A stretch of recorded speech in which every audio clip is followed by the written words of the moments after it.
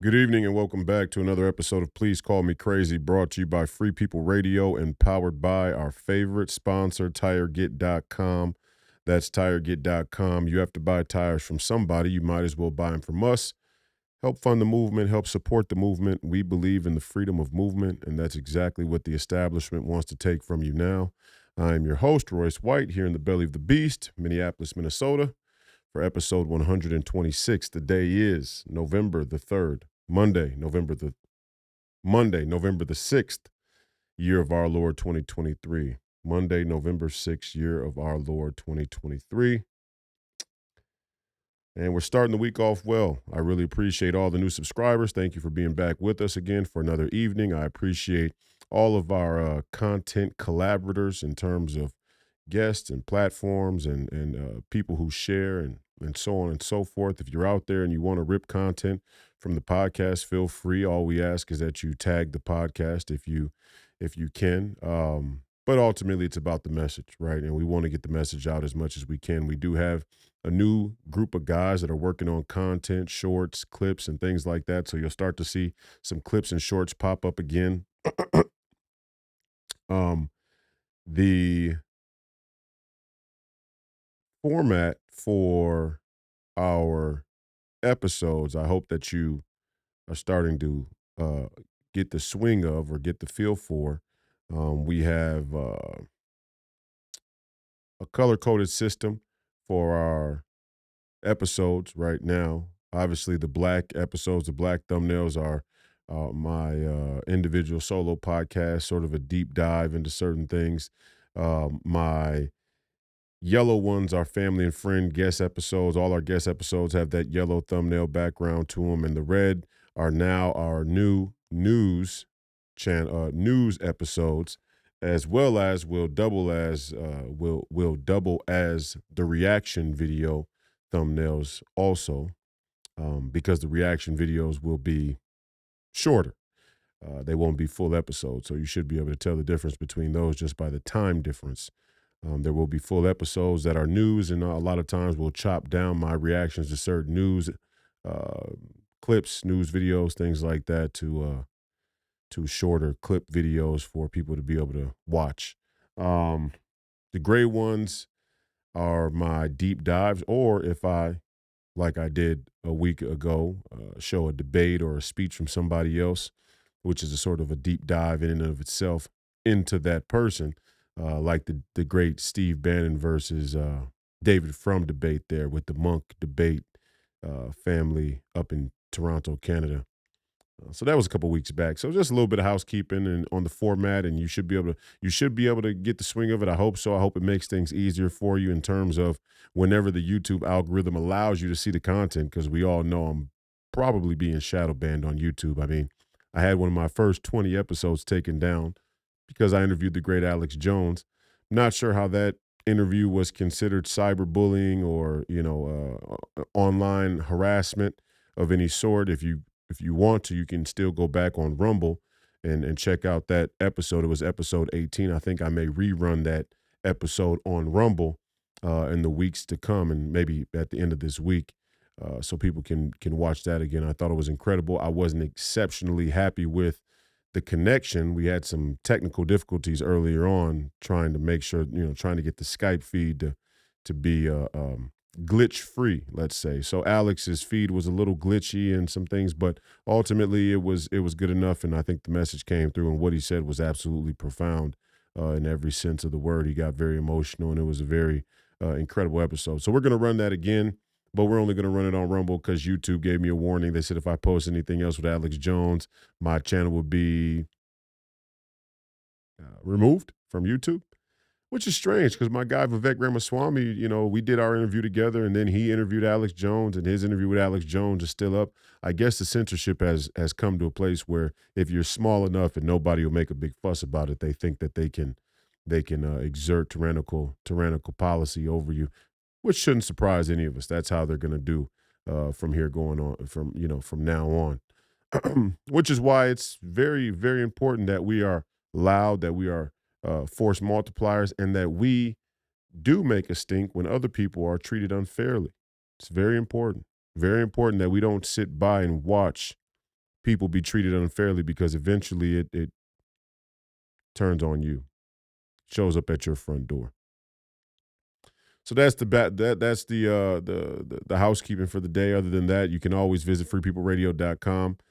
We are still having a few issues with the store. I know everybody's waiting patiently to be able to get some gear, and I promise you're gonna absolutely love the gear. The gear is amazing, from Godspeed shirts to Cuck Slayer hoodies and the whole nine. We got notebooks and planners, and we got refrigerator magnets for Free People Radio, and we got gear just for Free People Radio, and I like that gear just as much as the Please Call Me Crazy stuff.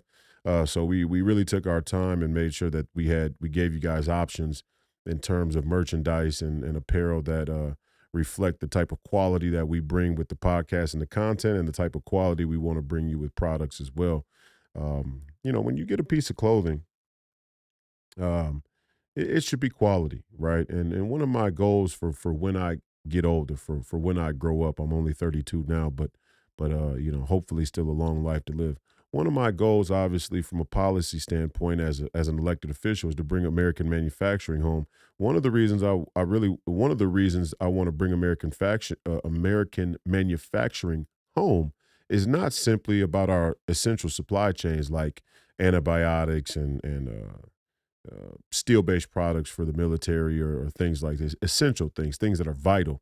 Not only that, but simple things, quality control things that have begun to deteriorate in this globalized supply chain, specifically when it comes to China.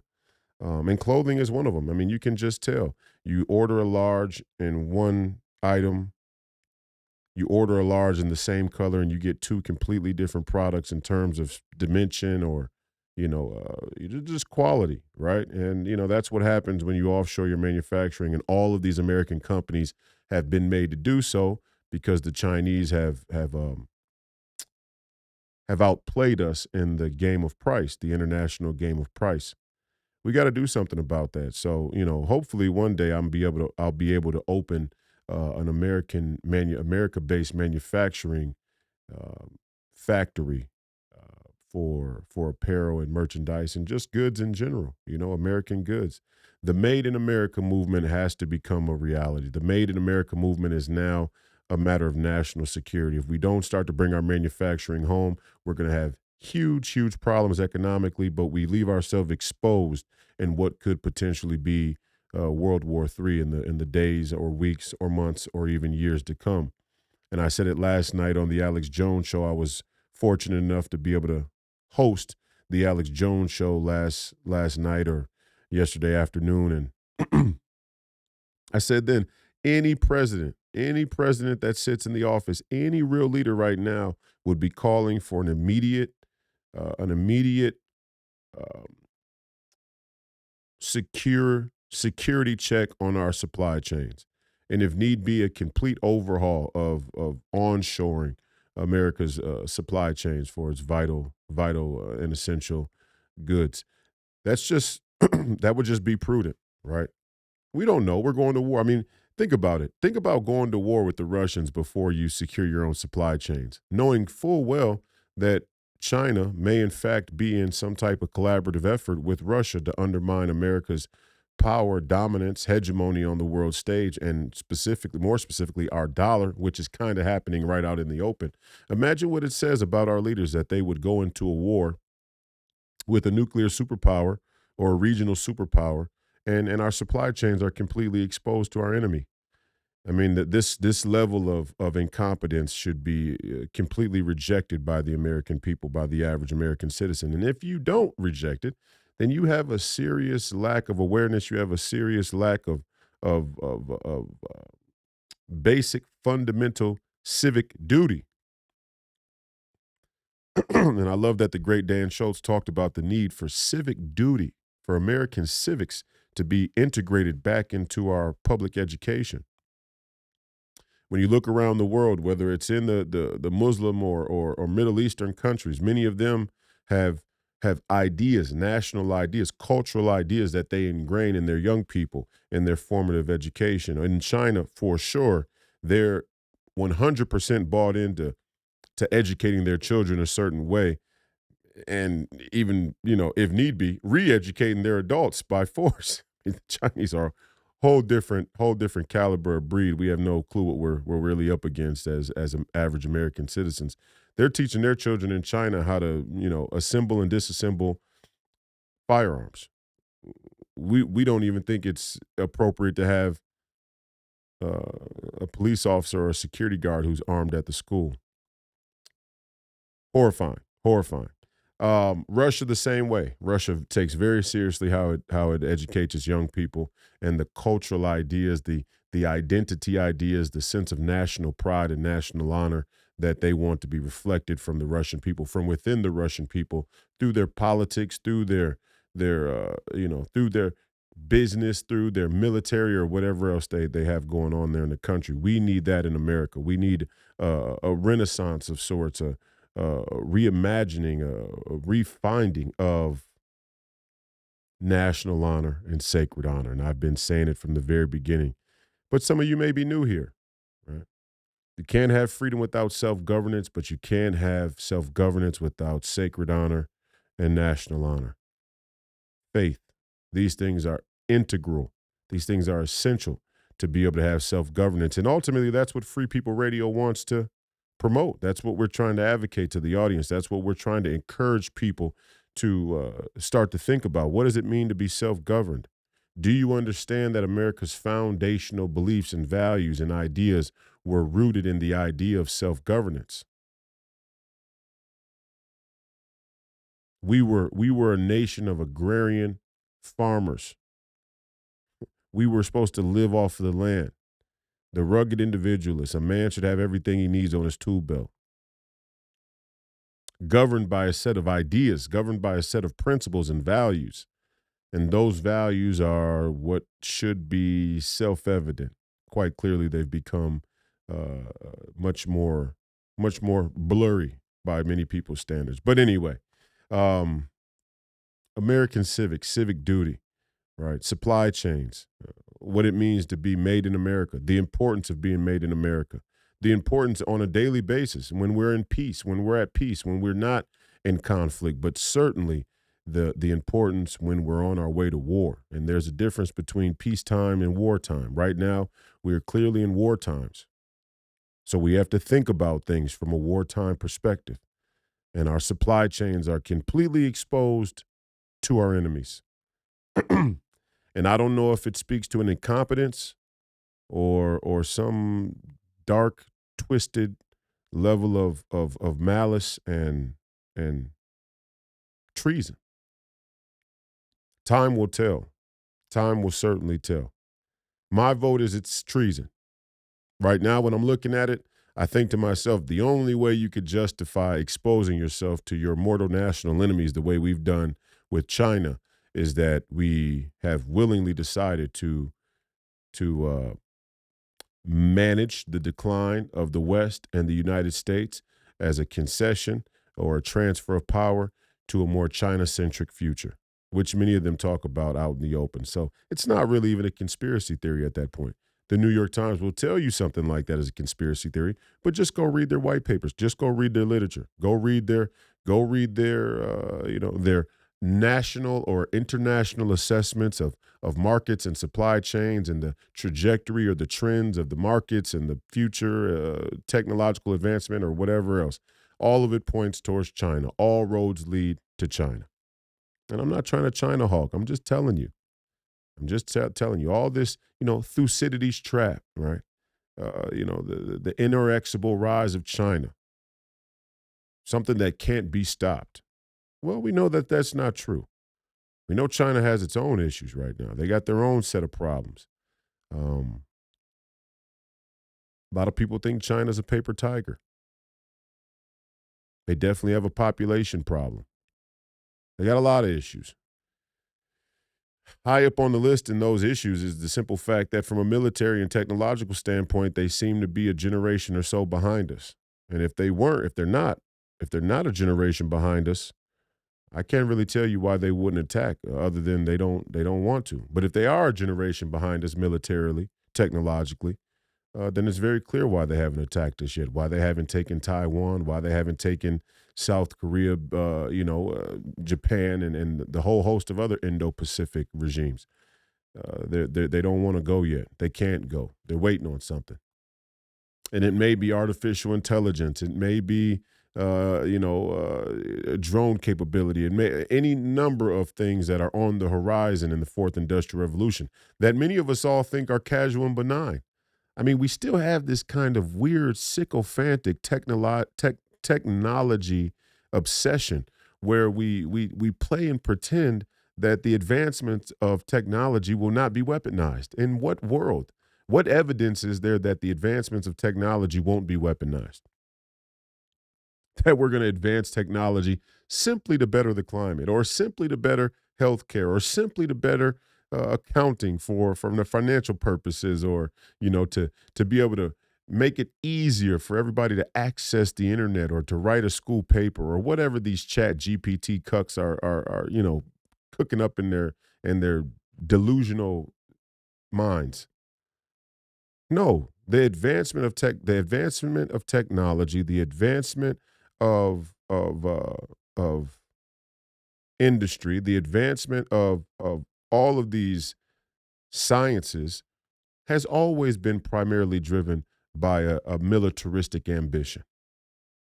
I mean, greatly. After World War II, DARPA, inventors of the internet, right? I mean, the entire technological advancement after World War II was all an arms race, and it's the same way now. And any of these pseudo intellectual egalitarian types that tell you we're just advancing technology for the sole purpose of humanitarianism, they're full of shit. They know it. You should know it. Everybody behind the scenes, behind the curtain, knows it. We're in an arms race. And don't let them tell you that the arms race is humanitarian, and then use that as a pretext to trade secrets with other countries who are our enemies. We're living in dangerous, spooky times. Okay. Now I know I spent a little bit of a moment there in a tangent. It has nothing to do with the episode today, although in a way it does. Today I want to talk to you about the Roman Empire, the fall of the Roman Empire. And I found an incredible article here from the History Channel, and I just thought this was a good piece of uh, of information to give you all, because we are in a declining empire, and it's declining in many of the same ways that the Roman Empire declined. In fact, it's quite almost identical, I would say. And I use this very easily found article, 8 Reasons Why Rome Fell, from the History Channel, just to show you that this history isn't hidden, right? So when all of these higher educated, pompous assholes try and tell you that their level of education, whether it's Harvard or Yale or West Point or SAIS or whatever school they went to, whatever higher institution of learning they went to, that qualifies them, that expertise qualifies them to be able to lead, to be able to govern, and that you shouldn't be self-governed. Just go look at articles like this as proof positive that everybody understands this history. So again, we're back at my point I made earlier, which I guess now is very relative to the topic at hand today, uh, relevant to the topic at hand today. Uh, they all know how the Roman Empire fell. They all know the history.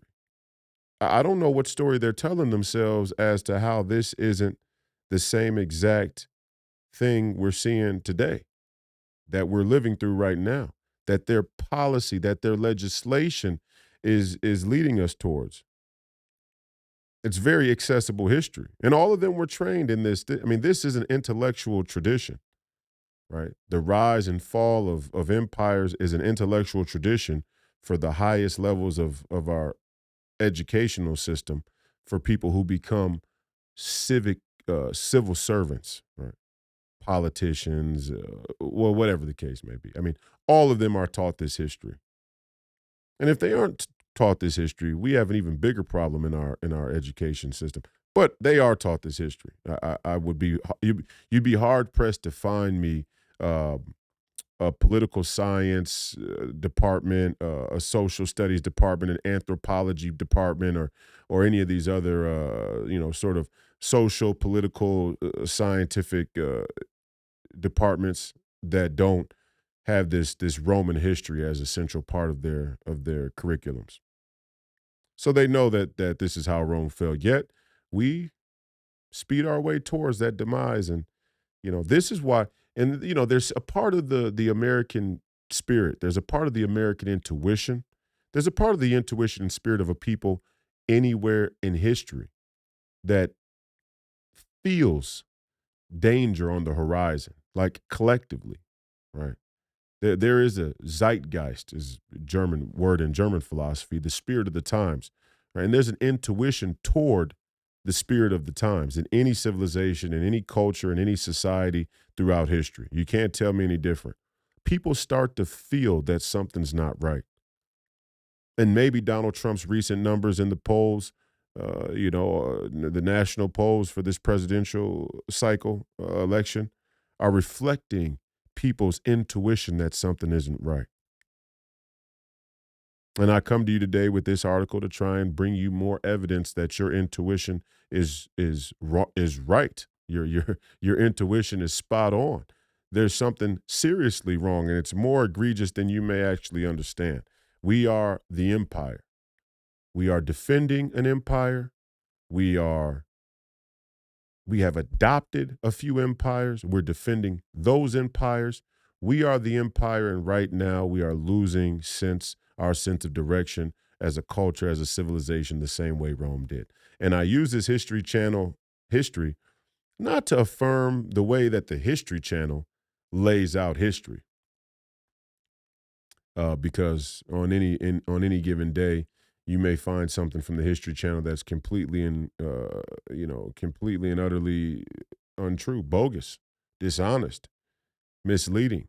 But this is spot on. I mean, this is the accepted traditional history of the fall of the Roman Empire, and it's easy to find, right? So they're not hiding this from you. This isn't classified information. This is them telling you this is how the Roman Empire fell. And when Joe Biden gets up to the podium and makes policies or promotes policies the way he does, he's basically just pulling his pants down right there on stage and taking a piss on the crowd. It's actually mind blowing to think about, to watch and think about how the American populace is so brainwashed and so distracted with so many other things, like doing parkour on 100-story buildings and videotaping it. And if worst case scenario, falling to a tragic death, and then somebody has to come clean your splattered body all up over off the sidewalk, jerk off activity. We have so much time to jerk off that our highest office in the nation can come out before the American people and tell them that they're destroying the country, and tell them they're destroying their citizenship, and tell them they're undermining their freedoms and the core values and beliefs and foundational ideas of the nation of which they are citizen. And still, people vote for them. For the life of me, anybody out there who voted Democrat, who hears the sound of my voice, or maybe you haven't voted before, or maybe you've never been red pilled, or maybe you have been caught up in the mainstream media. I get it. Trust me, I understand. I grew up in a similar sort of propaganda. I get it. But after hearing a podcast like this and understanding the fall of the Roman Empire and understanding that you're an American citizen of a similar empire, go back and listen to your leaders' words, listen to your leaders' diatribes, listen to your leaders' policy prescriptions, and understand that not only are they trying to screw you over, they're screwing you over and telling you should like it, telling you should accept it. You should continue to vote for us.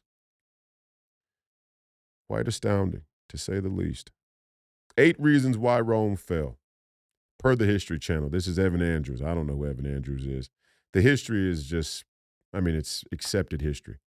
Number one reason the Roman Empire fell per the conventional wisdom of historical record.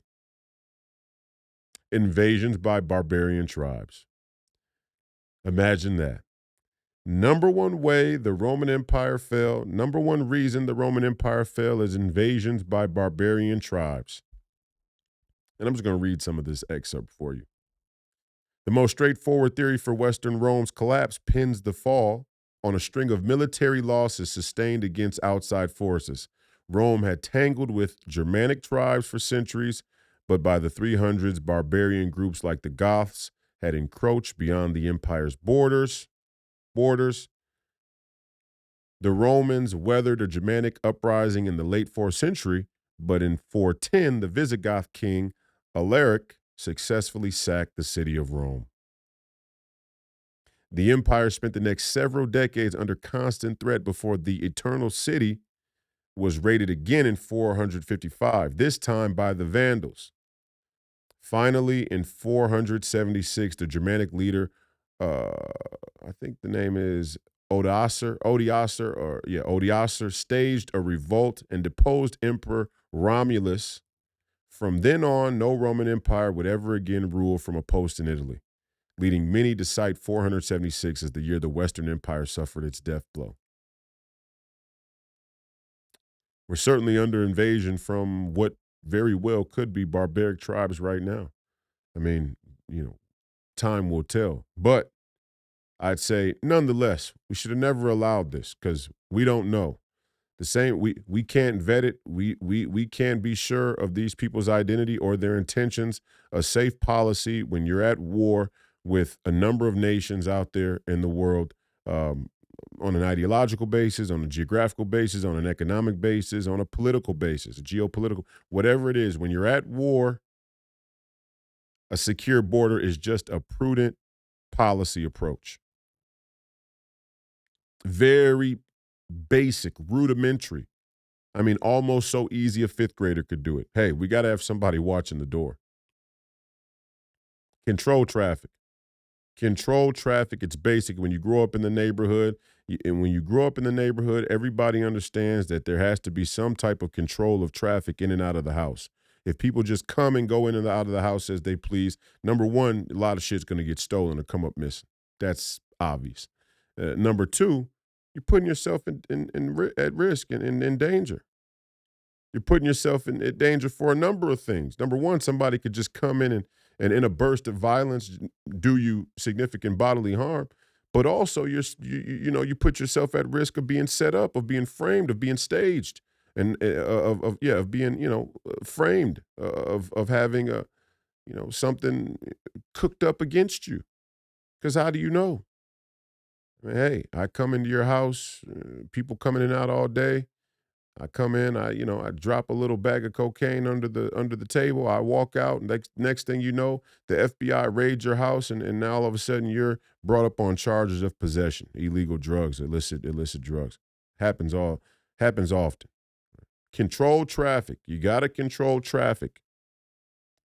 I like to take things back to the good old neighborhood because hey, I see I don't see much difference. I mean, when you get back down to the basics, it's all the same set of ideas. Connecting the global to the local. Number two reason why the Roman Empire fell, per the conventional wisdom. Economic troubles and over-reliance on slave labor. I mean, this is just boom, boom, boom, boom. Yeah, right down the line. Economic troubles and over-reliance on slave labor. Even as Rome was under attack from outside forces, it was also crumbling from within thanks to a severe financial crisis. Constant wars and overspending had significantly lightened imperial coffers, and oppressive taxation and inflation had widened the gap between rich and poor. In the hope of avoiding the tax man, many members of the wealthy classes had even fled to the countryside and set up independent fiefdoms. Hey, you overtax people, You get inflation, you overspend, you find yourself in a financial crisis, you get a big gap between the rich and the poor, and you start to crumble from within. Okay. Number three, the rise of the Eastern Empire. Oh, this is a great one.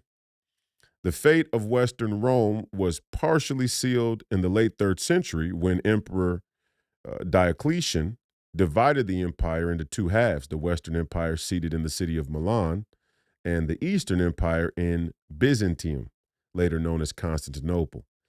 The division made the empire more easily governable in the short term, but over time, the two halves drifted apart, east and west, failed to adequately work together to combat outside threats, and the two often squabbled over resources and military aid. It doesn't get any better than this. It's like I'm reading a past that's happening all over again verbatim. I mean, it's like this is exactly what's going on now. Now, we don't have an Eastern and Western empire, so to speak. We haven't split the United States up into two halves.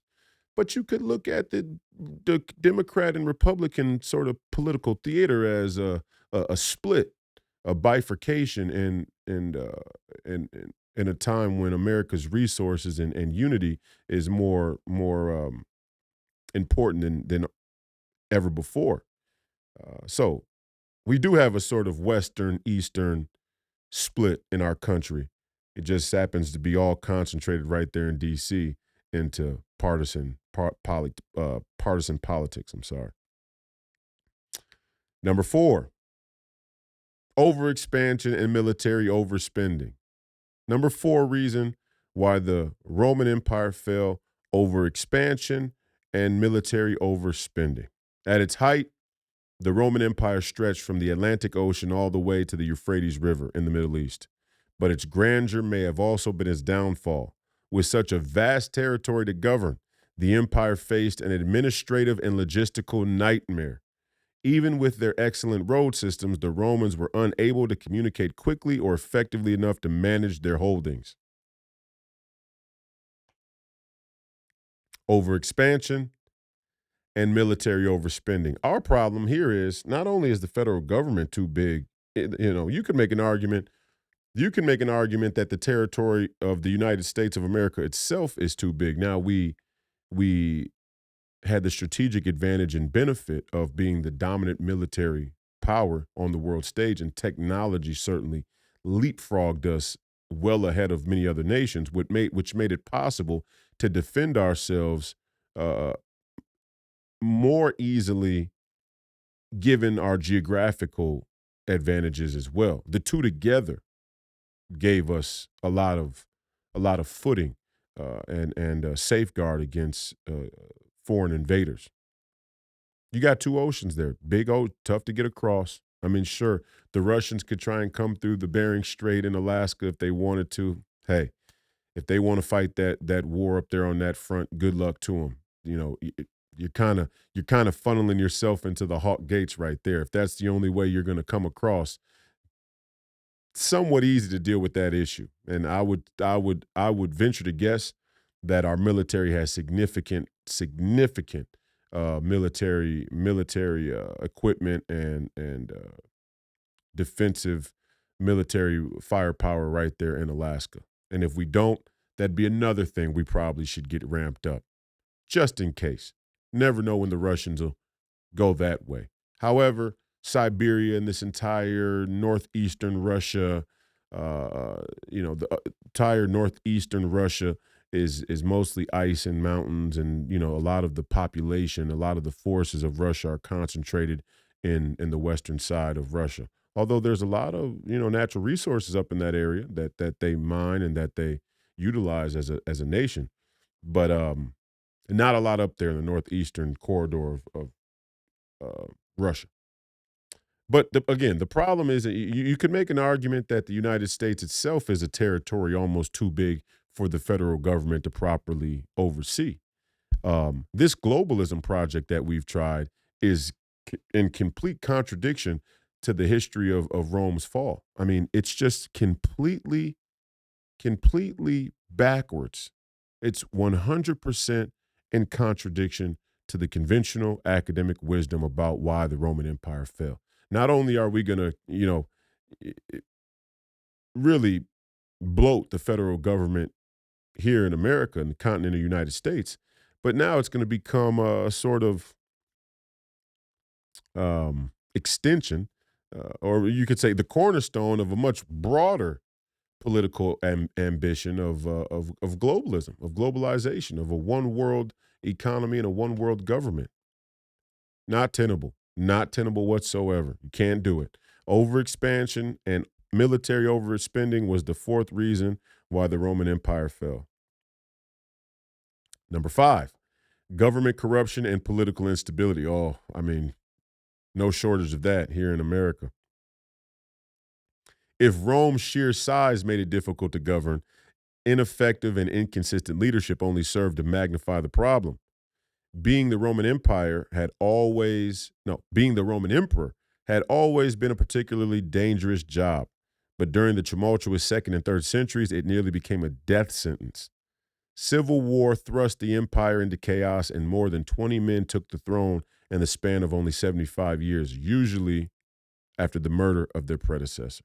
So eventually, Rome got so bad, there was such widespread government corruption and political instability, they just start killing everybody who took the throne. This guy take the throne, they kill him. This guy take the throne, they kill him. It became so factional. There was no sense of national honor. There was no sense of unity. There was no sense of sacred honor.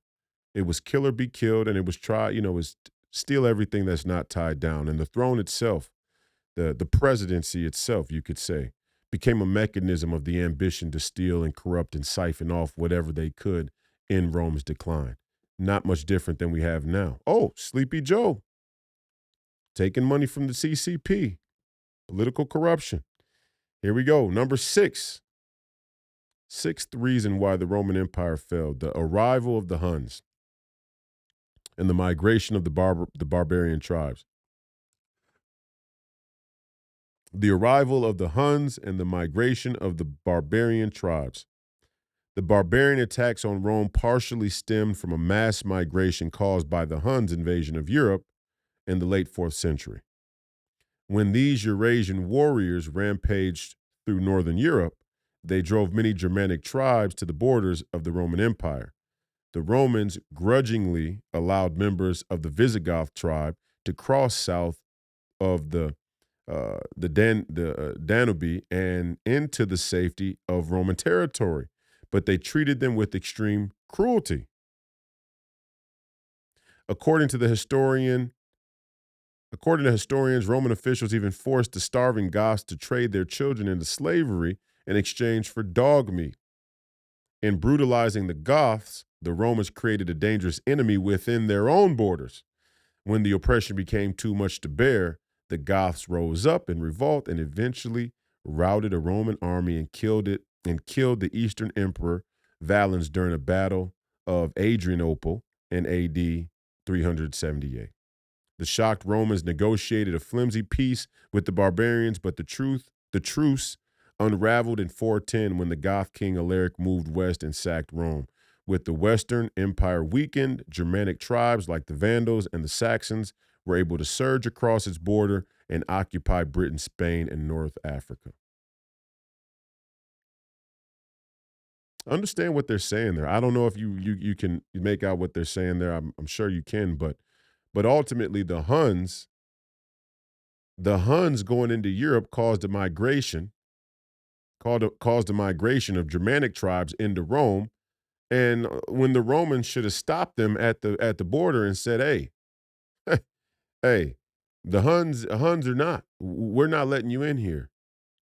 Okay, you could be caught in this territory right in between, and you got to fight them back. That's up to you as a people. You got to fight the Huns off." Instead, they let the Germanic tribes come into the Roman Empire, cross the border, and then on top of it, to make matters worse, they treated them like shit. Yeah. And so by the time the thing got so bad inside Rome, the enemy from within is the one that ended up killing you. This is a cautionary tale. Now, the difference between that time in history and this moment in history is the people who are flooding across our border have such a fundamental difference of ideology, such a fundamental difference of ideology. There may be not there may not be a level of hospitality we could show them that wouldn't present a danger in the future during an uprising, if that makes any sense. And yeah, radical Islam sleeper cells, absolutely. There may not be a hospitality good enough we could show them that would neutralize them from being a threat in the future during an uprising. Because the ideological difference is too great. The gap is too great. However, many of the other immigrant communities that we've brought into the country over the years, whether it be the Italians or the Jews or the Irish or the black people or whoever, Asian communities, when you fail to assimilate people with a sense of national identity, when you fail to assimilate people with a higher formulation of intellectual ideas, beliefs, values, when you fail to do that during an uprising, people resort to tribalism. And when people resort to tribalism, one entity suffers, and that's the nation state. Now, some people don't mind living in a sort of snatch and grab, barbarian like, decentralized hellhole. I don't want to live in that. And many of you may think you want to live in that in your sort of romanticized dream journal of anarchy. But half of you can't even run a mile in 6 minutes. Half of you couldn't pass the basic fitness tests to be deemed healthy enough to play a sport, let alone to fight to the death. Half of you, half of the people out there, respectfully. And if this is you and you know it's you, don't take it as an insult. Go do something about it. Go get yourself in shape because the days of the Visigoths and the Vandals may be fast approaching. So it's time to go take serious your fitness, your physical fitness. Can you survive out there? And that doesn't mean spend time getting a telephone or a GoPro and a handheld and going to the top of a 100-story building and doing parkour across the 100-story. I mean, give me a break. That means going and getting yourself legally registered to own a gun if you need to in the state you live in, taking your gun, become familiar with it, become familiar with how to clear it, become familiar with what to do when you jam it, become familiar with how to shoot it, become familiar with the proper protocols to safely handle it so that you don't shoot yourself or somebody else accidentally. Start to do these things. There's nothing wrong with that. It's prudent. It's prudent. It's sensible. It's logical. Learn to protect yourself. One day you may be called upon to fight for an idea bigger than you, but certainly for your family's safety at the very least. And that is something that's worthwhile. That's an endeavor that's worthwhile. That's what men were supposed to be doing. But now everybody wants to be an art, now everybody wants to be a fashion designer. Now everybody wants to be a musician, an artist. Now everybody wants to, I don't know. They, paint. I was watching the great Bob Ross the other day and I just thought to myself, man, there's a guy who can paint.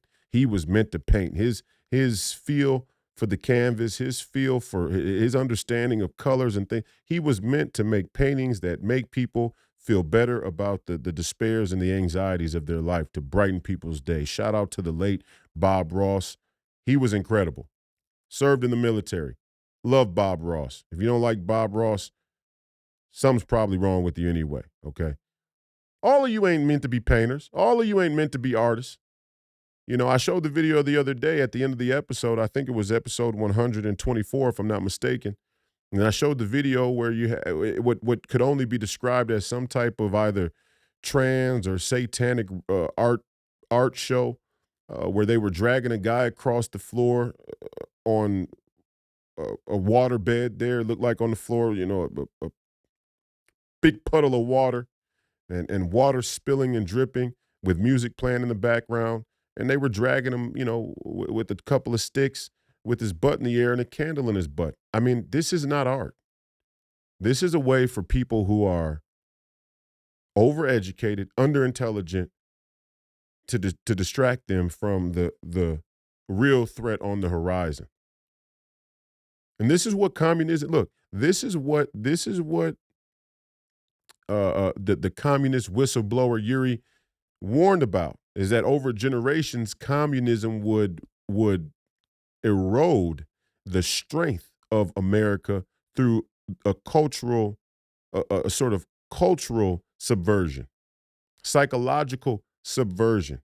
And we got a bunch of people who believe they're Marxists and communists. And not only do they believe they're Marxists and communists, they just so happen to, coincidentally, still enjoy the capitalism of their artistic endeavors. If they can get rich quick and sell an NFT for $1 million, then they're all for capitalism. But in the event that we have to go to war, actually defend the country that they enjoy the benefits of, they're out, right?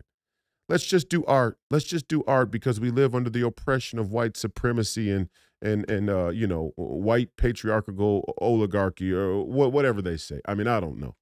I don't know. Some esoteric bullshit explanation as to why they don't have to get serious about their life and hunt and find figure out how to use a gun and protect themselves. And these are the same people that'll call the police in a heartbeat. And they will call the police. They want to defund the police, but they'll call the police in a heartbeat. Let you disrupt one of their little art shows. If me and 10 of my buddies found our way to that art gallery and they were sliding a grown man across the floor with his butt in the air and a candle, and I came in there and kicked that damn candle from out of that man's keister, and I went to go slap up a few people and say, "Hey, this art show is over. This is public indecency. This is indecent public exposure." What do you think any of them would do? What do you think any of them could do? I'm being serious now. Think about it. And I'm going to get back to the fall of the Roman Empire in a moment here, but I just want you to think about it. The same people who called for the defunding of police are the same people that call the police when their own ability to defend themselves or to problem solve or to deal with crisis fails. What's the remedy? If you really want to self-govern, if you really don't want to be governed by what could potentially become a tyrannical government or by way or as a byproduct, subsequently, tyrannical policing, if you really don't want to be governed, be self-governing. But you got to be self-sufficient. And part of being self-sufficient is being able to defend yourself, being able to survive. That's just the reality. I mean, there's no arguing about that. That's what it is. But hey, Nancy, hey, you all want to go to your Bohemian Grove, eyes wide shut, reaffirm all the identity crisis parties there in San Francisco, or you cucks in Palo Alto want to microdose LSD and talk about how you see spirits and whatnot. I get it. Cool, fine. And you want to follow Nancy Pelosi because she'll double down on the crazy. And then Nancy Pelosi tells you, hey, these Republicans don't want to be governed. But it's you that don't want to be governed. You actually are the one saying that you don't like the governmental structure of what is historical white supremacy. So which one is it? I mean, the contradiction is so strange. Again, I like to go back and find the history and just tell you, the fall of the Roman Empire is coming, and guess what? A lot of you aren't prepared. Yeah, a lot of you aren't prepared for what's coming. Me, when things devolve, the thing about society is that I don't think you cucks are really grateful for. Let me just help out here.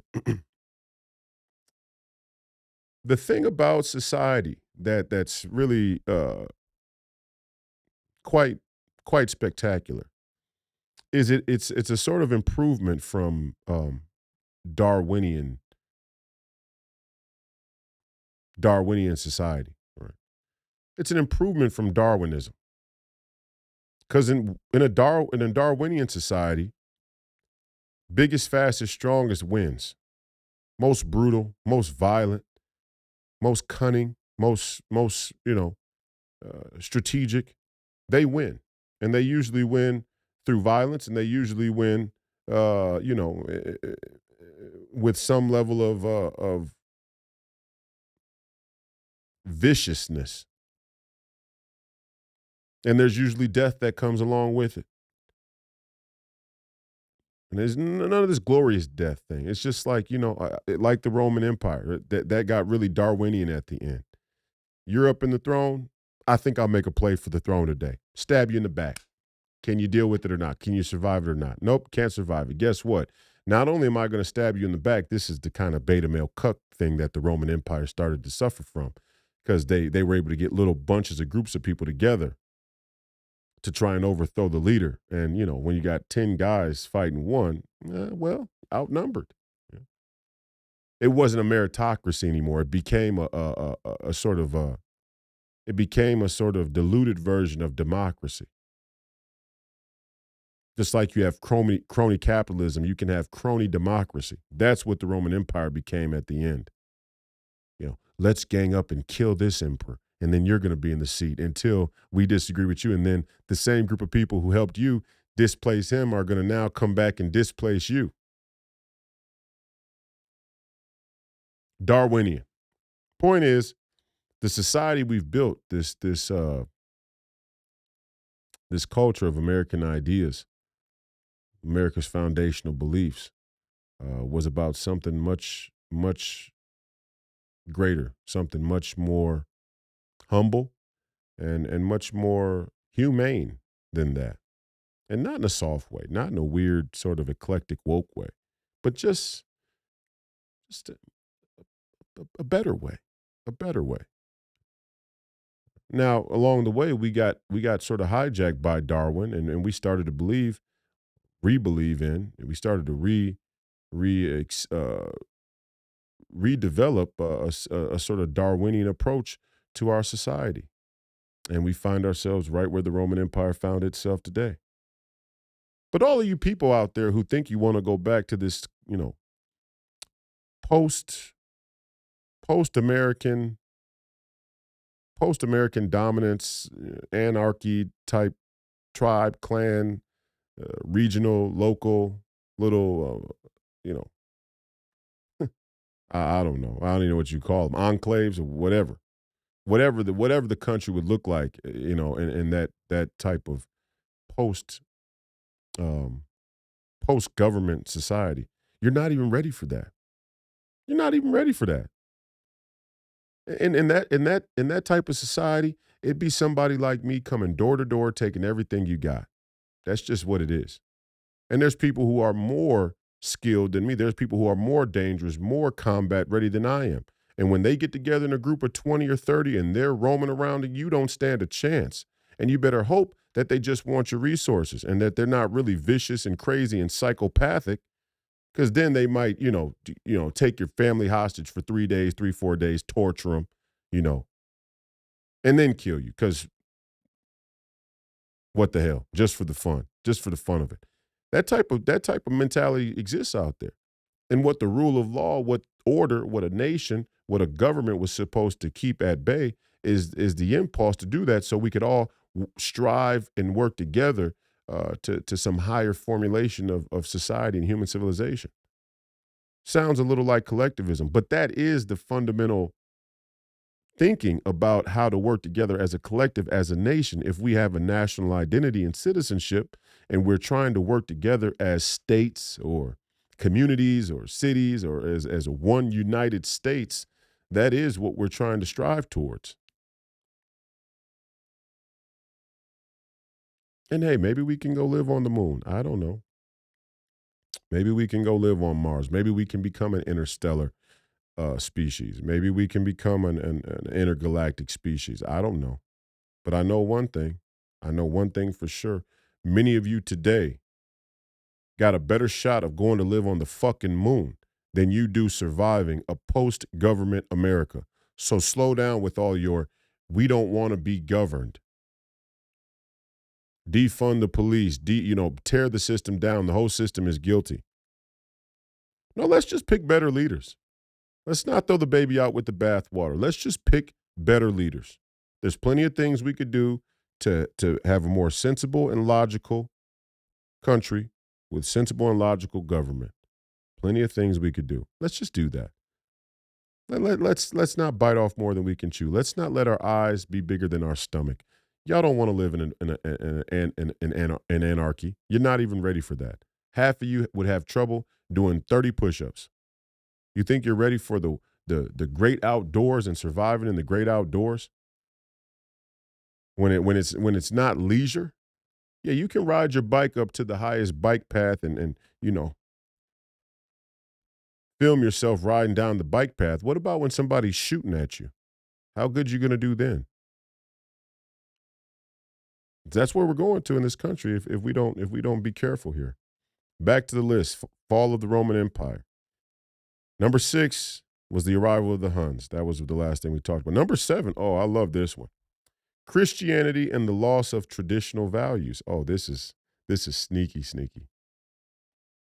This is the History Channel and the conventional wisdom trying to take a shot at Christianity now, which is actually an insightful point to make, but we'll get there in a moment. The decline of Rome dovetailed with the spread of Christianity. And some have argued that the rise of a new faith helped contribute to the empire's fall. The Edict of Milan legalized Christianity in 313, and it later became the state religion in 380. These decrees ended centuries of persecution, but they may have also eroded the traditional Roman value system. Christianity displaced the polytheistic Roman religion, which viewed the emperor as having a divine status, and also shifted focus away from the glory of the state and onto a sole deity. Meanwhile, popes and other church leaders took an increased role in political affairs, further complicating governance. The 18th century historian Edward Gibbon was the most famous proponent of this theory, but his take has since been widely criticized. While the spread of Christianity may have played a small role in curbing Roman civic virtue, most scholars now argue that its influence paled in comparison to military, economic, and administrative factors. So the Romans, even, the historians of the time and even, in more recent times said, hey, these Christians are making us lose focus, right? There's a national goal here that Christianity is now obstructing. It's getting in the way of, right? And these Christians, this lack of faith in the state, this lack of faith in the emperor, this inability to see the emperor as a divine figure has weakened the Roman identity, has weakened Roman citizenship and the Roman thinking about their role in the empire. It's the Christians' fault. Doesn't it sound familiar? It's the Christians' fault. Huh? Wow. But get far enough away from the rhetoric, people look back and go, oh, whoa, whoa, whoa, whoa, whoa. Yeah, no, no, no. The Christian thing, the point, the blame it on the Christians, was a way to distract from the real pervasive problem of military, political, and economic and administrative problems. It's just like what Joe Biden and the Nancy Pelosi's and the Kamala Harris types are doing now. These people are Christo-fascists. Only now the Christians actually want the state, that we want a country with borders. Now we're wrong for that as well. Right? Back then it was the Christians are distracting us from our national duty. Now it's the Christians want to talk about nation too much. When you have people who have become corrupt and they want to hijack and weaponize their administrative, economic, or political position, of course they're going to come up with any multitude of excuses why belief in God and that one's rights come from a authority higher than the government is wrong, is getting in the way. Number 7, Christians. Number 8, last but not least, weakening of the Roman legions. Ooh, soldiers getting weak. Soldiers having problems.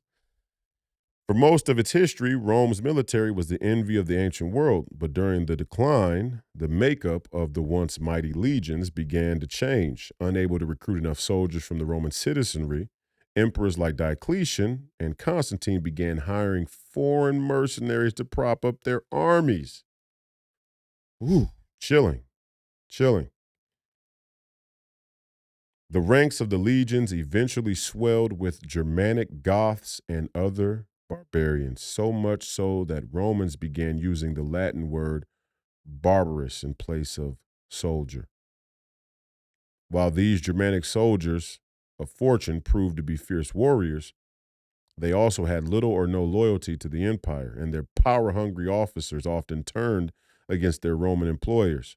In fact, many of the barbarians who sacked the city of Rome and brought down the Western Empire had earned their military stripes while serving in the Roman legions.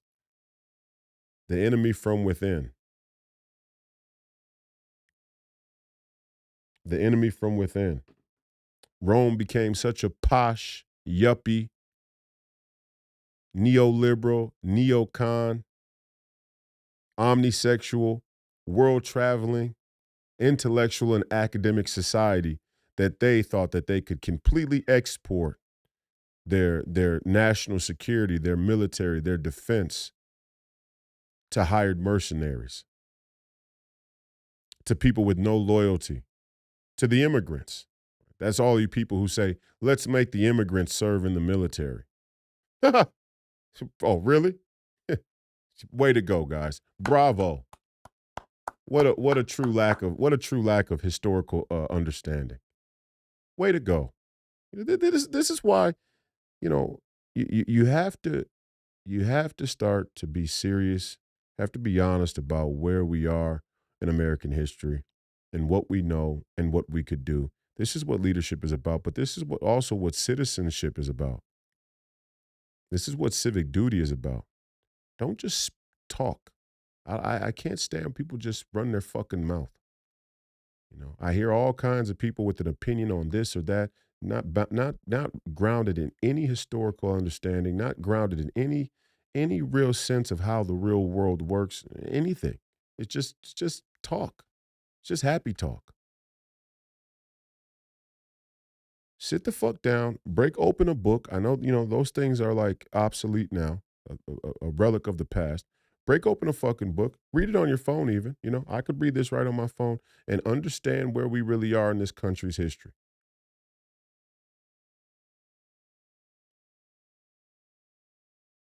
The country became so disinterested in its national identity, in its nation as a goal, as an idea, its nation as a priority, that it started to enlist mercenaries into the army. And when push came to shove, those Germanic tribes, those tribes were the enemy within. And yeah, they may take a pay cut here, they may take a pay here, they may take a paycheck here and there, but eventually they would turn on their Roman employers because they had a more tribal identity with the barbarians who were sacking and overtaking or overthrowing Rome. The Visigoths, the Vandals, the Saxons.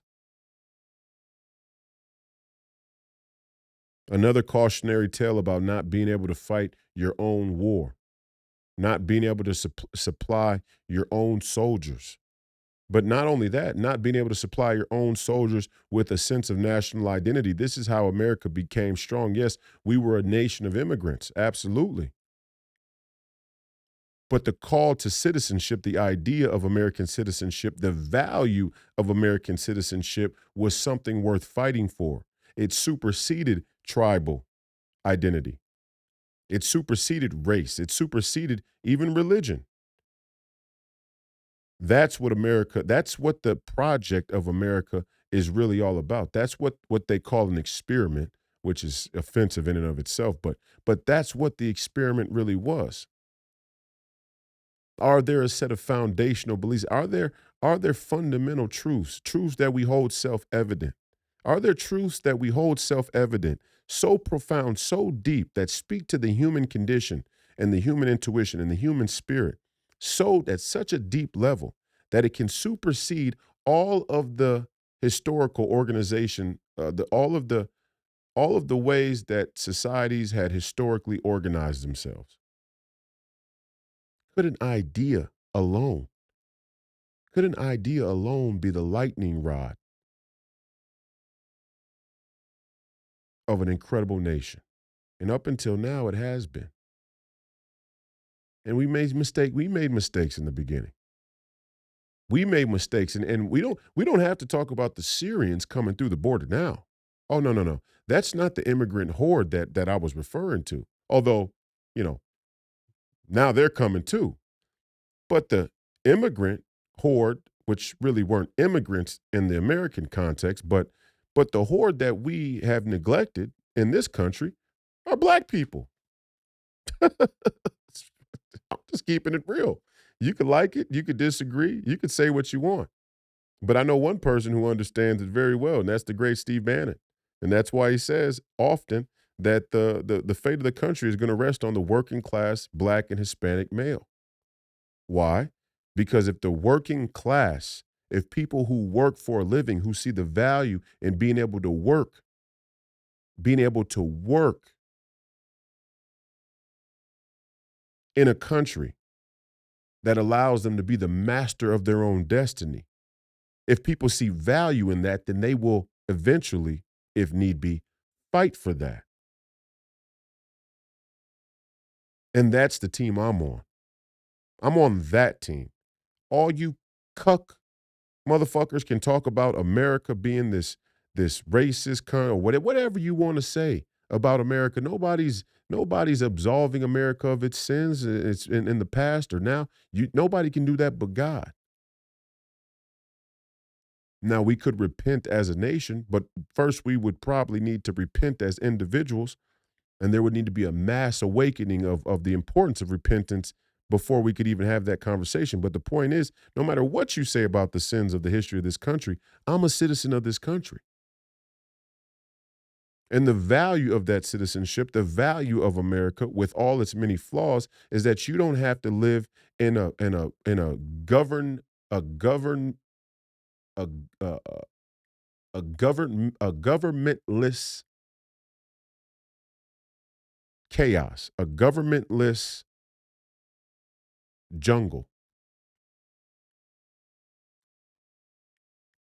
Many of you aren't ready for it anyway. Many of you don't want any part of it. Many of you wouldn't know how to throw the first straight punch in a fist fight. Many of you never been in a fist fight, respectfully, a real fist fight. I mean, real fist fight. I'm not talking about when you're 12 years old and chances are neither one of you have generate enough kinetic kinetic power in your body to knock the other one unconscious. I'm not talking about that type of fist fight. I'm talking about a full-blown fist fight between two adults who could do each other serious bodily harm. A lot of you never been in one. That's the poshness that we've developed here in America. That's the sort of weakening of the legions that we've developed here in America. And you all want to export your defense, your survival to whatever would-be character that steps up to the podium. You don't know who they are. You don't know what their beliefs are. And it's on the left and the right. Oh, the right has this strange love of police and military. I told you before, and I'll tell you again, you better learn to defend yourself. You better become your own well-armed militia all around the country, and you better start right now. And some people have started already, and that's a good thing. That's a reasonable thing. It was a prescription from our founding fathers. It's right there in our founding documents. Well-armed militias. Because even they knew the history of the Roman Empire. Even they knew when a government gets too big and the people get too complacent, too content with the prosperity of their wealth or their position in society, whatever the case may be. When you get too complacent and you start to export all your security over to mercenaries, to foreign authorities, or to your own government, you put yourself at risk. You put freedom at risk. Those who trade security for freedom deserve neither, and they will have neither. Those who trade their freedom for security deserve neither, and they will have neither. You end up not having freedom or security because you're only as free as you can be. You're only as free as the freedom, the scope of freedom of an individual is the freedom that they can create for themselves.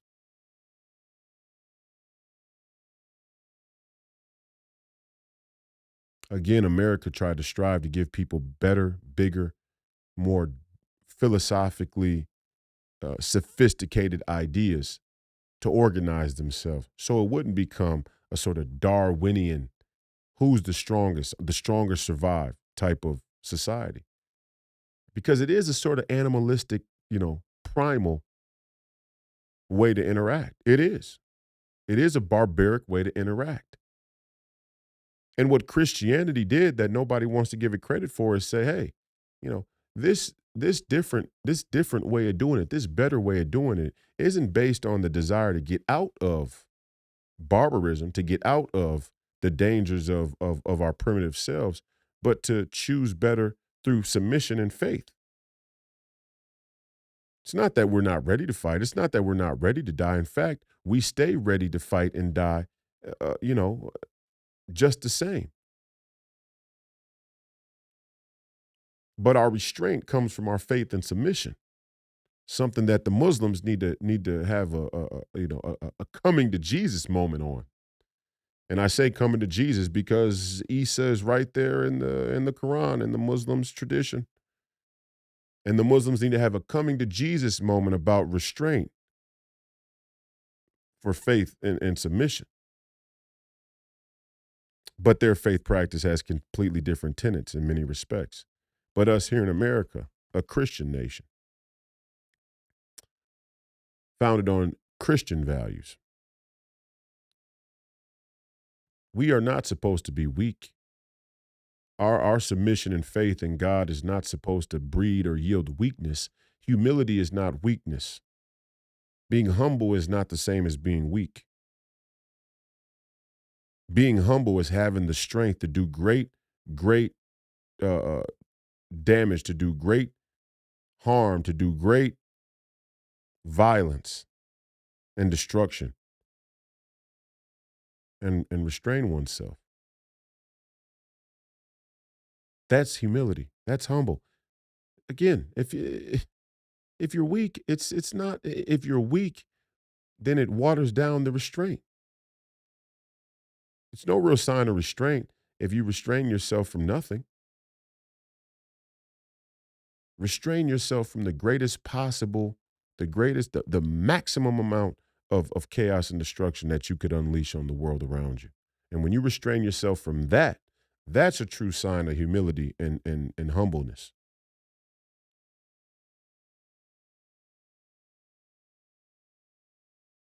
And at the highest level of consideration for a country, for a nation, for its citizens is when, when does defense end and offense begin, and vice versa. We want to be humble. We want to have humility. We want to have faith and submit to God. But that doesn't mean that we let people walk all over us. That doesn't mean that we let people harm us, that we let people bully us, that we let people kill us, that we let people kill our families, that we let people put us in danger. And I'm not talking about the man walking down the street. I'm talking about your political elites. Part of that humility and humbleness is not to let our country be overrun by people who want to sell us out. And a lot of these 501c3 Christians, respectfully, and when I saw that Christianity thing, I thought to myself, well, there were your first 501c3 Christians right there in the Roman Empire, early on. 501c3.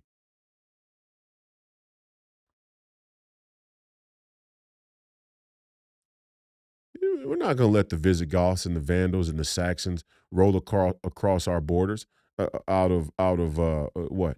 Out of the goodness of our heart.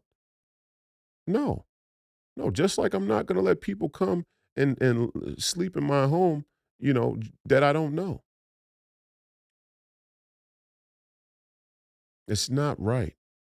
It's not remotely appropriate. We don't live in that type of time. Back in the day when you had a traveler, you lived off of the land, and you were there, and you had a traveler come and knock on your door, and they hadn't eaten in 7 days, and they were weary and tired, and then the whole nine, and people had that survival mentality, a real more genuine survival mentality.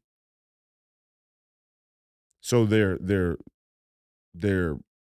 entire psychology was more rooted in the basic way of life, living off the land. Yeah, you could bring a traveler in and feed him and clothe him and send him on his way. Absolutely, yeah. We don't live in that kind of society anymore. Now, could we get back to a society like that? Maybe, maybe not. I don't know. It's a little bit above my pay grade. Let's work on what we can work on first. We got to secure our border. If for no other reason, the problem that the society we live in right now, the problem that we face right now. Let's talk about final analysis when we get to a more final analysis type of position. In the final analysis, do we want to have a border that restricts all people from coming in? Probably not. In the final analysis, we're nowhere near the final analysis. This is more like the beginning. This is more like the beginning of analyzing and assessing the threat of an invasionary force, of a set of policies and legislation, of a political ruling class and their governance that could completely undermine, topple, and collapse our nation as we know it. Let's deal with that right now. There'll be a time in the future when we get things under control to reevaluate. Nothing is static. Nothing is supposed to be static. But our intellectual and posh ideas about society and the world and humanity and the future have that's what's become static for many people. This delusional,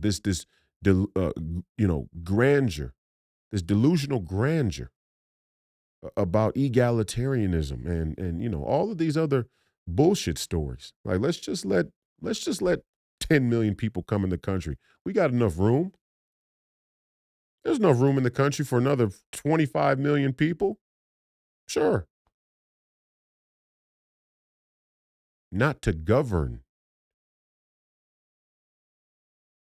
Is there enough room for them in the land? Absolutely. The same way there was enough room in the Roman Empire for an incursion from the Germanic tribes. Of course there's enough space.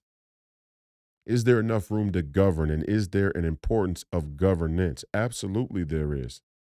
Absolutely. But that governance should be constrained. That federal governance should not be too big and grandiose itself in order to keep the government from being overly expansive and overspending. You got to keep the population at a reasonable size. And I'm not advocating for population control. That would be inappropriate. That would be improper. But what I am saying is let's not just let 30 to 40 million people come through our border over the next 8 years. Come on, guys, give me a break. It's not reasonable. It's ridiculous. It's ridiculous. And we don't need an all or nothing approach to it. Let's just be reasonable. Let's be adults. Remember, everybody said, oh, the adults are back in the room. What about this Biden administration looks adult like? What about it looks mature? What about it looks logical? What about it looks competent? Nothing. There's not a single thing that they've done that screams competence or maturity, wisdom, insight. None of it.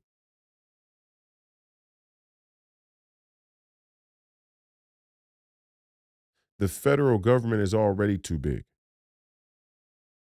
We've already let our federal government here at home, through political corruption, get out of control. And now we're going to add more people so that you, the American citizen, the little guy, is even more bastardized in your citizenship, is shrunk down to the least common denominator,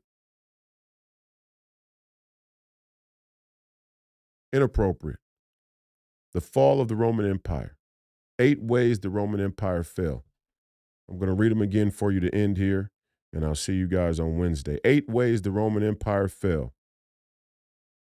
Number 1, invasions by barbarian tribes. Number 2, economic troubles and an over-reliance on slave labor. Number 3, the rise of the Eastern Empire, a divide, a split between East and Western Rome, often squabbled over resources and military aid, couldn't come together to fight off the threats from the outside. Number 4, overexpansion and military overspending. Number 5, government corruption and political instability. Everybody wanted to be emperor, and they stabbed each other in the back until eventually the barbarians had more unity than they did. Number 6, the arrival of the Huns and the migration of the barbarian tribes. A foreign force out there somewhere started to invade another part of Europe, and it pushed the migrants into the Roman Empire, and the Romans decided to let them in instead of securing their border, which they would have had trouble doing anyway. Part of the reason why they let the barbarians in is because their military expansion had become so far and wide, they couldn't possibly not let them in. Right? When they're banging on the fence and they outnumber you 100 to 1, you got to cut a deal. Cautionary tale. Number 7, Christianity and the loss of traditional values, which was later debunked. That was sort of an excuse so that people didn't have to acknowledge how the military, economic, and political corruption, the administrative corruption, had really led to the fall of the Roman Empire. But they blamed it on the Christians.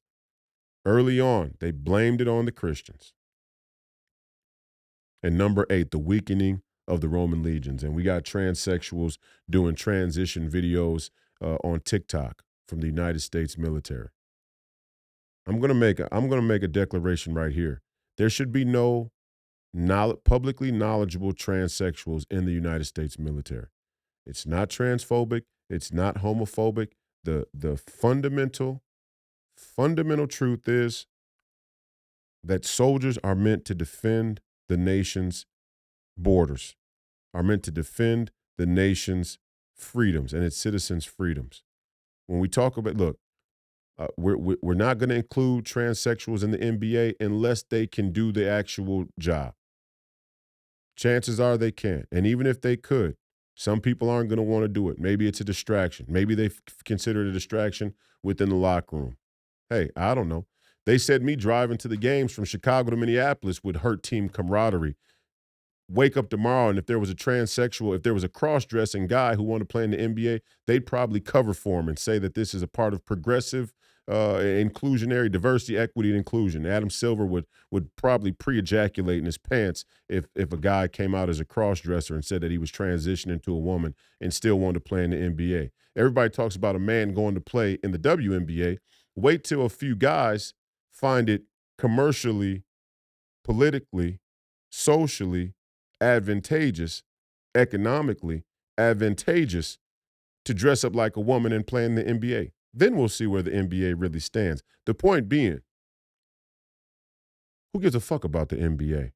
Who gives a fuck about these woke corporations and what they want to bend to? When it comes to the United States military, the defense of our nation, the defense of our citizenship, we should not be bending to diversity, equity, and inclusion politics. The best soldiers, the most capable soldiers, the soldiers that least distract us from the goal, from the mission, are the soldiers that we need. So when I see TikTok videos of Marines and Army men and other people in the military, in the United States military, dressing up like drag queens in their uniforms, we got a serious fucking problem in this country. A problem much bigger than me using profanity. And we come to that point every fucking episode when I arrive at something that's so detestable. And yet people will still say, oh, it's a potty mouth, I can't listen. Get your fucking head out of your ass. We got service men and women doing trans videos on TikTok with their uniforms on, making a mockery of this country and of the military. Everything's fun and games. Everything's fun and games. Everything's an experiment. Everything's an experiment until that mentality is the reason why your family and your street and your city and your community is no longer safe when you're overrun by the barbarians. And the barbarians are descending from all over. Because the one thing about this nation is that it's a nation whose identity is rooted in ideas and beliefs and values. There is no master race in the United States of America. That's a scam. It's a lie. It's a Darwinian lie. It was a way to subvert America's. The whole point is that the organizing principle in America was higher than Darwin's uh, racial theories. That to organize people in freedoms and a sense of national identity and citizenship and Christian faith is a much better organizing principle than race and looks or, whatever. Much better organizing principle. But somewhere along the way here, we've lost that organizing principle. The organizing principle of national honor and sacred honor. You guys hear me say it all the time. We have to restore our national honor and sacred honor. And I think people may see it as some type of catchphrase. It's not a fucking catchphrase. It's an essential phrase. We have to restore our national honor and our sacred honor. These are the organizing principles that separate us from the Darwinists.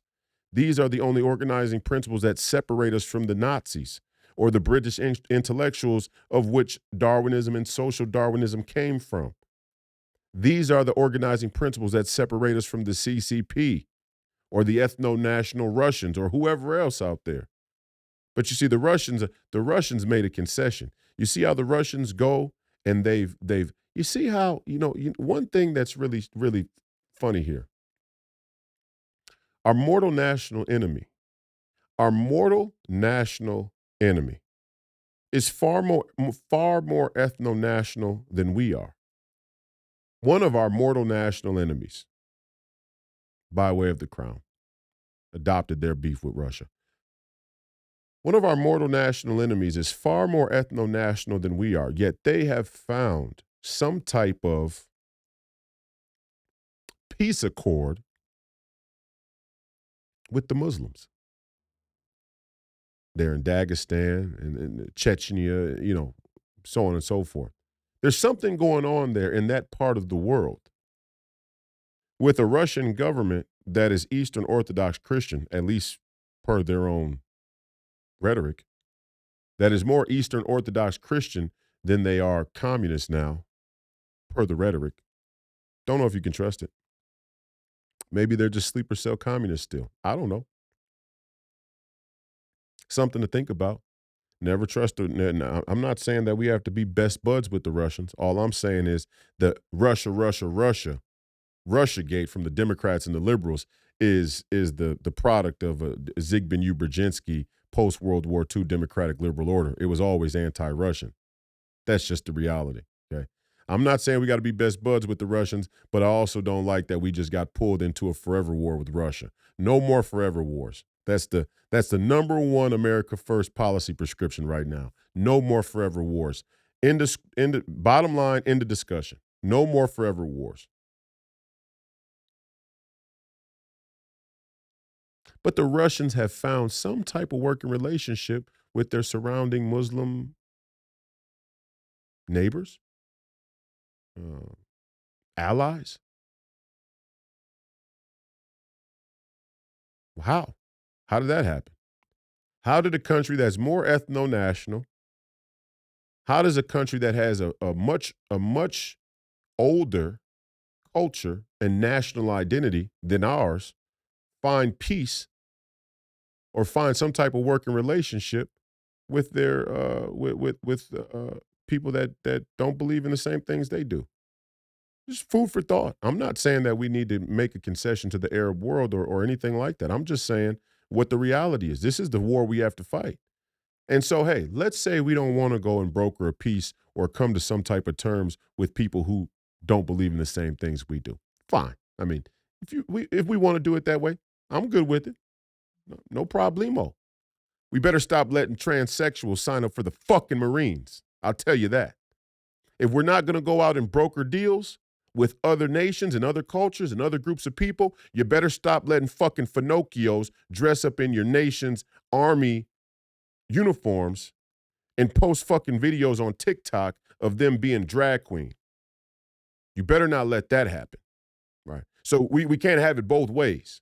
I know you neocons and neoliberals like to have a little bit of both. You know, you like to swing both ways a little bit. That ain't going to work here. You're getting outplayed. And all of us with half a fucking brain can see it.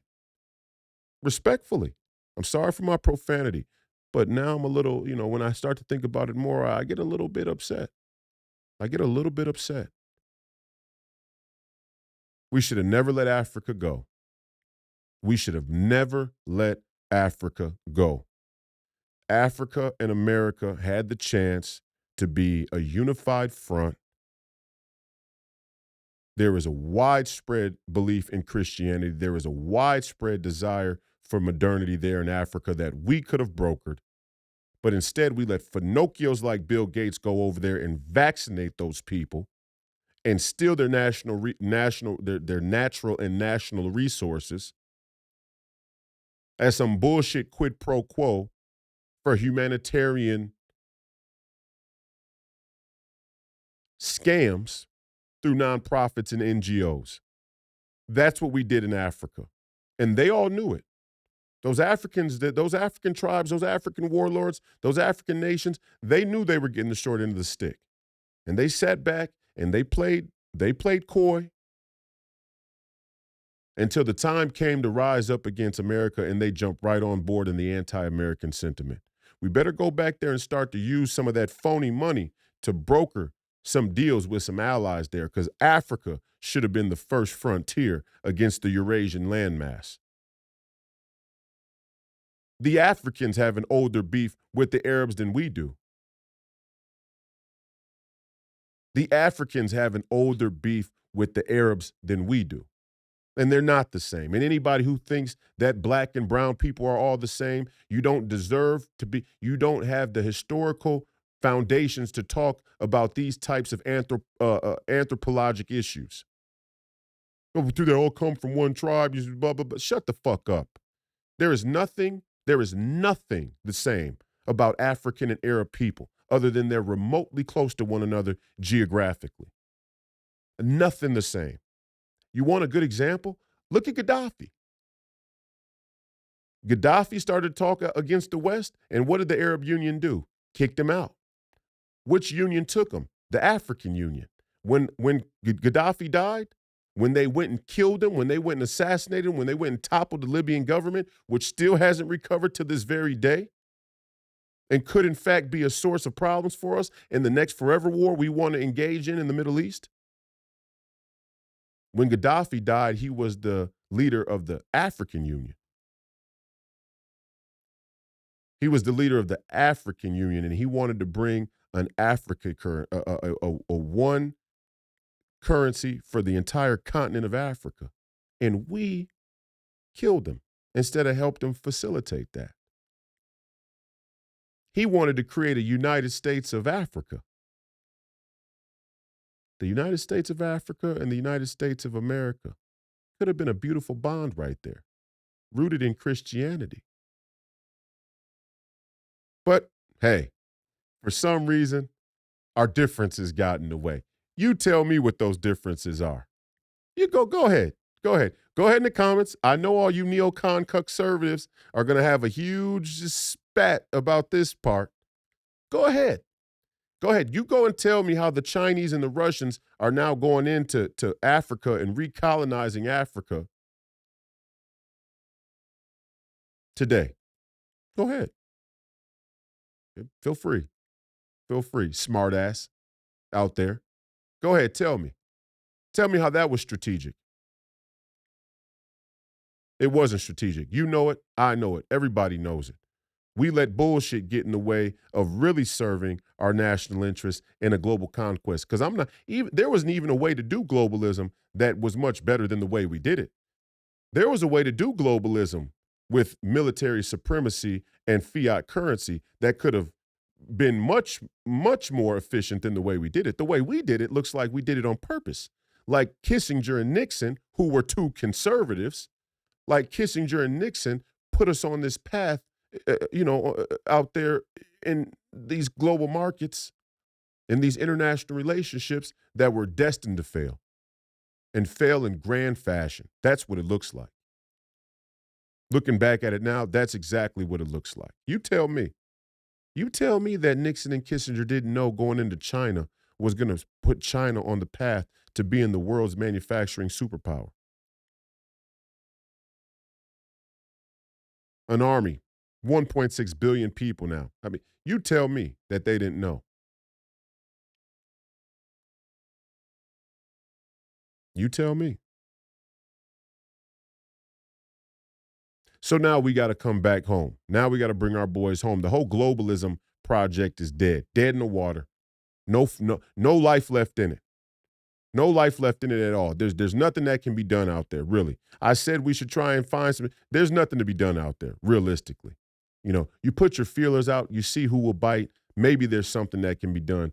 Realistically, nothing that can be done. What we should do is make sure that Mexico and Canada got their shit in order right now before we get overrun and they flip on us.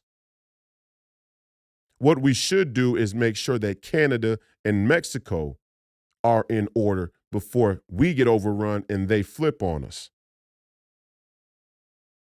China and Mexico, China and Canada. It may be that the United States of America is the last resistance of freedom and democracy and Western values. That may come in the very near future. And if there's something we're going to preserve, we may be in an all-out war. We may face an all-out assault from every other nation in the world. It may be the USA versus everybody. It's possible. You'll be surprised how quick people will jump on the bandwagon of the winning side. You'd be surprised. It's okay. That's okay. We're a strong enough country. We better stop letting transsexuals in the fucking military. This has been another episode of Please Call Me Crazy, brought to you by Free People Radio and powered by our favorite sponsor, Tireget.com. That's Tireget.com. You have to buy tires from somebody, you might as well buy them from us. Help fund the movement, help support the movement. We believe in the freedom of movement, and that's exactly what the establishment wants to take from you now. I'm your host, Royce White, here in the belly of the beast, Minneapolis, Minnesota. Thank you for joining us again. We appreciate your viewership and your listenership today and in the future. Visit freepeopleradio.com to find out where you can watch and listen to the podcast, where you can follow the podcast on social media. You can follow me on social media. You can follow Professor Penn on social media. Thank you to the War Room Posse, the entire War Room audience, Maureen Bannon, Grace Chong, and the great Steve Bannon for streaming the podcast live on War Room's Rumble page and Getter page. We want to thank Alex Jones for hosting the content on Band.video and the InfoWars platform. We also want to send a special shout out to the great Jason Whitlock and hope that he is coming along on his journey to seeing the truth. My thoughts and prayers are with everybody there in the Middle East who are affected by this current conflict, everybody there in Russia and Ukraine who are affected by that conflict, everybody who is being affected by our southern border crisis, the flooding of immigrants and drugs and all the other things that come with the political corruption that we see in our own country. My thoughts and prayers are with you, the working man, the working citizen who just wants to make a living and have a country and be a citizen and be able to provide for their family at a rate that's reasonable, that's fair, that isn't inflated by your political elites. My thoughts and prayers are with you. I hope you see the truth. I hope you understand Donald J. Trump isn't the perfect candidate, but he's the best candidate we got right now. And not only is he up in the polls, if he wins, it's still going to be on you, the citizen, to demand a sort of leadership that could cultivate a better United States of America and help us rebuild in the right direction. That's still going to be something that you contribute to in your respective neighborhood, in your respective city, in your respective community, in your respective state. Wherever you are in the United States of America, this is a call for